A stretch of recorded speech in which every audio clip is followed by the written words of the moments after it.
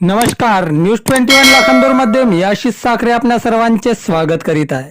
खरीप हंगामाची लगबग, कृषी विभागाकडून पूर्वतयारीला वेग, भात लागवडीवर भर, कमी पाण्यातील वाणांचा वापर करण्याचे आवाहन। पवनी तालुक्यात खरीप हंगामाची चाहूल लागताच शेतकरी शेतीपूर्व मशागतीच्या कामात व्यस्त झाले असून कृषी विभागाने सुद्धा हंगामपूर्व तयारीला वेग दिला आहे। गावागावात खरीप हंगामपूर्व शेतकरी सभांचे आयोजन करून शेतकऱ्यांना आधुनिक तंत्रज्ञान, हवामान बदल आणि पीक व्यवस्थापनाबाबत मार्गदर्शन करण्यात येत आहे। पवनी तालुक्यात भात हे मुख्य पीक असून एकूण 32,157 हेक्टर क्षेत्र लागवडीखाली आहे। यापैकी तब्बल 29,700 हेक्टर क्षेत्रावर भात लागवडीचे नियोजन करण्यात आले असून हे प्रमाण एकूण लागवडीयोग्य क्षेत्राच्या सुमारे 92% आहे। उर्वरित क्षेत्रात तूर, सोयाबीन, कापूस तसेच भाजीपाला, मिरची व हळद यासारख्या पिकांची लागवड करण्यात येणार असल्याची माहिती तालुका कृषी अधिकारी सोनाली गजबे यांनी दिली आहे। सन 2026-27 मध्ये हवामानावर एल निनोचा प्रभाव राहण्याची शक्यता हवामान विभागाने व्यक्त केली असून सरासरीपेक्षा कमी म्हणजे सुमारे 92% पावसाचा अंदाज वर्तवण्यात आला आहे। तसेच जागतिक युद्धजन्य परिस्थितीमुळे शेती क्षेत्रावरही परिणाम होण्याची शक्यता नाकारता येत नाही।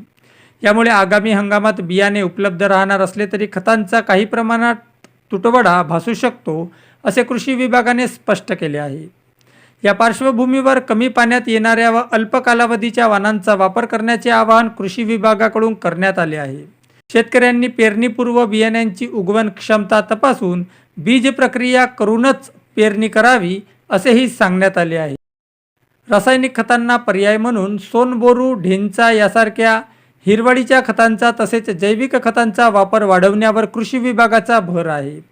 सोयाबीन लागवडीसाठी रुंद वरंबा सरी पद्धतीचा अवलंब करण्याचे, तर कापूस लागवडीत 2 ओळींमध्ये अंतर 90 सेंटीमीटर आणि 2 रोपांमधील अंतर 30 सेंटीमीटर ठेवण्याचे मार्गदर्शन शेतकऱ्यांना करण्यात येत आहे।